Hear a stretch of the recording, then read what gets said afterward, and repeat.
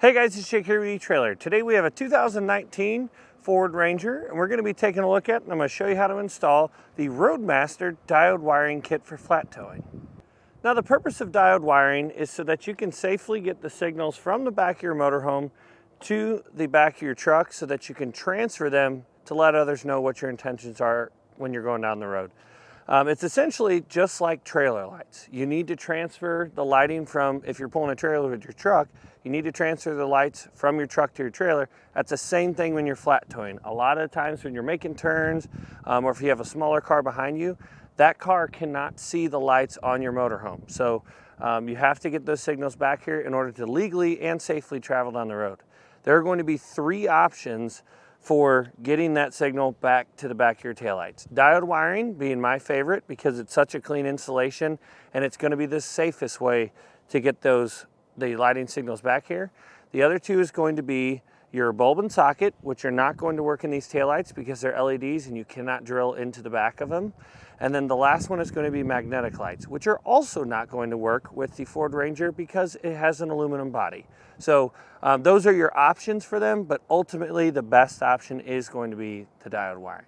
Now everything in this kit is going to either install underneath the vehicle from the front to back. That will be your 4-pole wire that you'll have to run from your 6-pole back to the back of your truck. Hopefully with the help of me, I'm going to be able to help you find the best route to run it back. And then the rest of the kit are going to be the diodes, which runs into the back of your taillights. Everything is going to be contained back there, and the purpose of those diodes is so that it protects the vehicle's wiring from any backfeed from the motorhome and vice versa. So if your vehicle has something on the fritz, you don't have to worry about anything electrical in your truck affecting your motorhome's lights. Now that we've gone over some of those details, let's go ahead and show you how to get them installed. To begin our installation, we're going to need to run a 4-pole wire that comes in our kit from the front of our vehicle all the way to the back by the taillights. Now this can be a little bit different from vehicle to vehicle, so I'm going to go ahead and run this wire, find the best route possible, and then we'll come back and show you how I did it. So we started by running our 4-pole up into the engine bay. You can see it right down in this area. So I decided to route it through behind our battery cable here. You want to put a small loop in it and then continue it on down underneath. You want to stay away from anything hot or moving. You'll notice our white wire, we've stripped it back for the entire length past here because what we're going to do is we're going to ground this to the body. It's kind of pointless to take it back all the way back just to ground it by the taillights. So we stripped it back. We kept about 3 or 4 feet up here in the engine bay so that we can still ground it to our Stay and Play Duo and then ground it to the frame. So then underneath our truck, we went into our frame rail right here on the side. We just zip tied it off to some existing wiring, some brake lines, went into our frame right here, and then ran it inside the frame all the way back. We just used an airline tube that we had laying around. You could use a coat hanger too. There's a series of holes along the sides of our frame that will just fish it through one, come out of another, fish it back through that same one, and just kind of stitch it all the way through our frame rail until we come out at the very end. Now our wiring, we've got it hanging out here. It's ready to go up into our driver's side taillight. Now back up at our taillights, we're going to take an 8mm socket, remove the 2 screws that are holding our taillight in. We're going to just gently pry out on our taillight.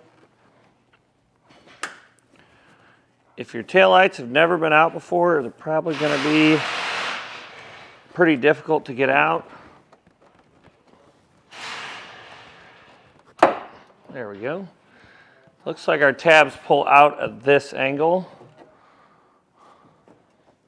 There we go. Pop that out. Then we'll have this wiring connector. So if you have to use a flathead screwdriver, it's not uncommon with all this road grime on here. Pop this little red tab back. Push down on that little gray tab and pull out. We're also going to have a little connector piece here that we can pop off and set our taillight to the side. Now you'll want to run your 4-pole up here to our taillight wiring, and I just like to stretch it out, give yourself a little bit of extra slack, but you don't want all that extra. We'll take these, and you'll want to split them and separate them.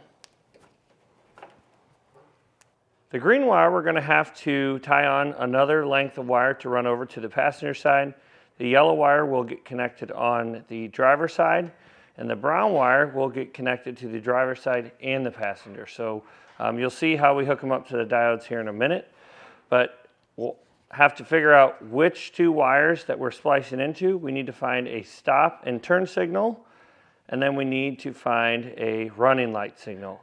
We found those already. It's going to be the red wire will be your stop and turn, and then the black with the white stripe is going to be your running light signal. To start splicing into them, I like splicing into one wire at a time, do one set of diodes at a time. Don't get both of these cut because you'll start confusing yourself and you may end up hooking them up incorrectly.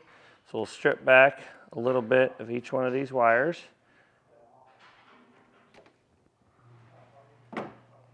Give the wires a twist so it gives the spade connector something better to bite onto. Now we'll take our spade connectors, get them crimped onto our wires.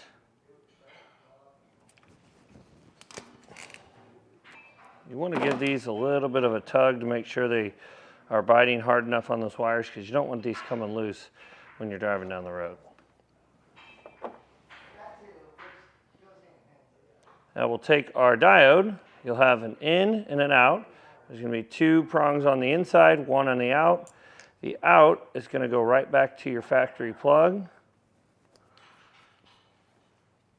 Then the in will be the other end of our factory wire.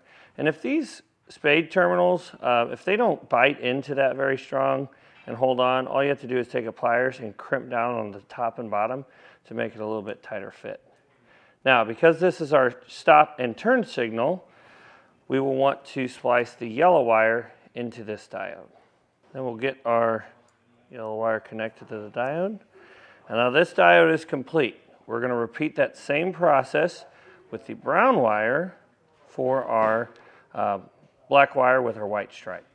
Now our brown wire, we're going to have to make an extension, same with our green, but the brown, you want to take and twist your wire that you need to splice into it, twist them together, and cut off the excess. You don't need a whole lot. And then take the yellow spade terminal that comes in your kit and crimp that on. That's how we're going to get the running light signal to both of our taillights. Now we'll take our other diode, same thing. The out will go to our plug. The other wire from our harness will go to an in. And the other in is going to be our brown wire we just connected.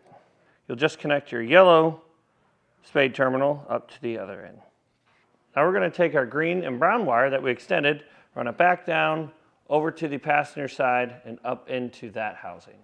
Now on the passenger side, we've got our running light signal running into our diode. We still tapped into that same black wire with the white stripe on both sides. And then for the stop and turn signal, we're going to use the green wire instead of the yellow that we used on the driver's side. The green wire is going to be for the right turn and brake signal. And then we'll still tap into that same red wire we used on the driver's side. Now we can plug our taillights back in, make sure it's all the way connected. We're just going to lightly set our light back in place. Now in order to test our system, you want to make sure that we have our ground secured.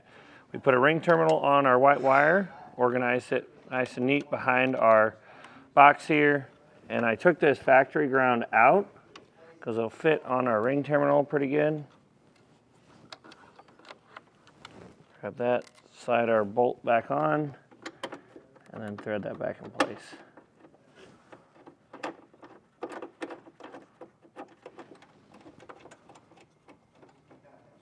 Now to wire up our 6-pole on the back side with the lid facing down like it should be mounted up. We'll have our brown wire on top, then going around counterclockwise you'll have the white, then the yellow, then the green. One key thing when putting these, threading these screws back in, do not tighten them too far down because these wires are so small, you can end up stripping them out. So you want to make sure you can give a good tug on them so they're not loose, and make sure all the strands of copper are inside that sleeve, or else you can get a false reading. Now we can test out our diodes using our test box. We'll start with our running lights, our left turn, our right turn, and our brake lights. Now that we know everything's working properly, we're going to come back to our diodes. I like to stick the diodes together, so we'll peel this tape back, stick each one of them together like this, and then I'll wrap electrical tape around all this wiring so it's nice and neat in here, and then put a little RTV silicone around these connections.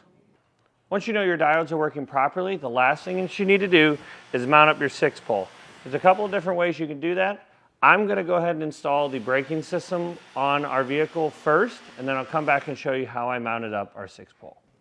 Now we mounted our 6-pole bracket up to a pre-drilled hole up here. We just took a push pin fastener out and then drilled another hole up into our bumper because this bumper is solid, so it's a good place to mount this to. Now we just picked up some hardware. I like to use stainless steel hardware on the outsides of these so they don't look like all rusted and stuff later on down the road. We'll just get it tightened up. Once you get everything buttoned back up, you've tested your system and you know everything's working properly, that's going to do it for installation. Hopefully this video was able to help you decide whether or not the Roadmaster Diode wiring kit for flat towing is right for you and your 2019 Ford Ranger.